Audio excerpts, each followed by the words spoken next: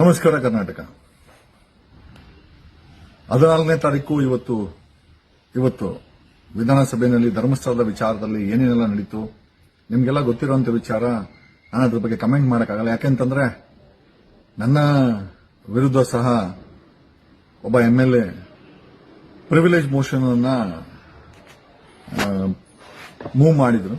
ಏನೋ ಸರ್ಕಾರ ತನ್ನ ಜವಾಬ್ದಾರಿಯನ್ನ ಬರಲಿ. ನಾವು ಸಹ ಯಾವ MLA ನನ್ನ ಬಗ್ಗೆ ನಕಲಿ ಅಡ್ವೊಕೇಟು ಸುಳ್ಳು ಆರೋಪಗಳನ್ನು ಮಾಡಿದ್ರು. ಅದರ ಬಗ್ಗೆ ನಾನು ಸಹ ಮಾನ್ಯ ಸ್ಪೀಕರ್ ಅವರಿಗೆ, CM ಅವರಿಗೆ, DGP ಮತ್ತೆ ಪೊಲೀಸ್ ಕಮಿಷನ್ ನಾನು ಕೂಡ ಕಂಪ್ಲೇಂಟ್ ಕೊಟ್ಟಿದ್ದೀನಿ. ಯಾವುದೇ ಕಾರಣಕ್ಕೂ ಈ SIT ವಿಚಾರ ಏನಿದೆ ತನಿಖೆ ಇದನ್ನ ಡೈಲ್ಯೂಟ್ ಮಾಡಲಿಕ್ಕೆ ನಾವು ಯಾರೂ ಬಿಡ್ಲಿಕ್ಕಿಲ್ಲ. ಯಾಕೆಂತಂದ್ರೆ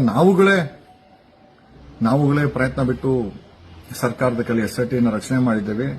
ಅಲ್ಲಿ ತಪ್ಪಾಗಿದ್ದರೆ, ಕೊಲೆಗಳಾಗಿದ್ದರೆ, ಪುರಾವೆಗಳು ಸಿಕ್ಕಿದ್ರೆ ಖಂಡಿತವಾಗಿ ಇದರ ಮೇಲೆ ಕ್ರಮ ಆಗಲೇಬೇಕು. ಕಾನೂನಿಗೆ ಯಾವ ರೀತಿ ಪ್ರಜ್ವಲ್ ದೊಡ್ಡವರಲ್ವೋ, ದರ್ಶನ್ ದೊಡ್ಡವರಲ್ವೋ, ಅದೇ ರೀತಿ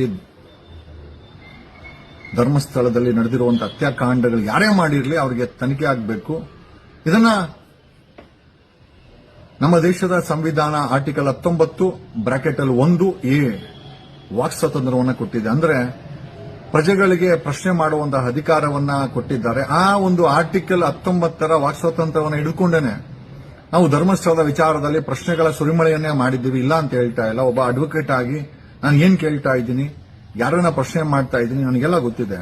ಬಟ್ ದ ಬಿಗ್ಗೆಸ್ಟ್ ಕ್ವಶನ್ ಏನು ಅಂತಂತಂದ್ರೆ ಅದನ್ನ ಇಟ್ಕೊಂಡು ಇವತ್ತು ಧರ್ಮಸ್ಥಳದ ವಿಚಾರವನ್ನ ಗಾಂಭೀರ್ಯದಿಂದ ಯಾರು ಚರ್ಚೆ ಮಾಡಬೇಕಾಗಿತ್ತು ಅದನ್ನ ಬಿಟ್ಟು ಪ್ರಶ್ನೆ ಮಾಡುವಂತ ನಾಗರಿಕರು, ನಾನೊಬ್ಬ ಸಾಮಾನ್ಯ ನಾಗರಿಕ, ಒಬ್ಬ ಅಡ್ವೊಕೇಟು, ಒಂದು ಧ್ವನಿ. ಸೊ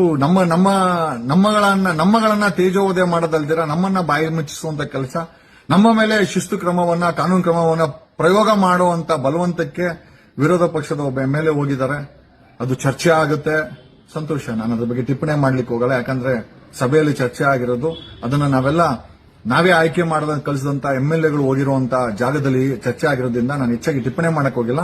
ಜೊತೆಯಲ್ಲಿ ನಾನು ಸಹ ಇದೇ MLA ವಿರುದ್ಧ ಸ್ಪೀಕರ್ ಅವರಿಗೆ, CM ಅವರಿಗೆ, DGP ಮತ್ತೆ ಪೊಲೀಸ್ ಕಮಿಷನರ್ ಅವರಿಗೆ ನಾನು ಸಹ ಅವ್ರು ಮಾತಾಡಿದಂತ ವಿಡಿಯೋ ಮತ್ತೆ ಹುಡುಗರನ್ನ ಬಿಟ್ಟು ಹೊಡೆಸ್ತೀವಿ, ನಾನು ಹೊಡಿಬಹುದು, ಆಮೇಲೆ ನನಗೆ ಗೊತ್ತಿಲ್ಲ, ನಕಲಿ ಅಡ್ವೊಕೇಟು, ಡೋಂಗಿ, ಬ್ಲಾಕ್ ಮೇಲರು, ಯಾವ ಕೆಟ್ಟ ಪದಗಳನ್ನ ಬಳಸಿದ್ದಾರೆ.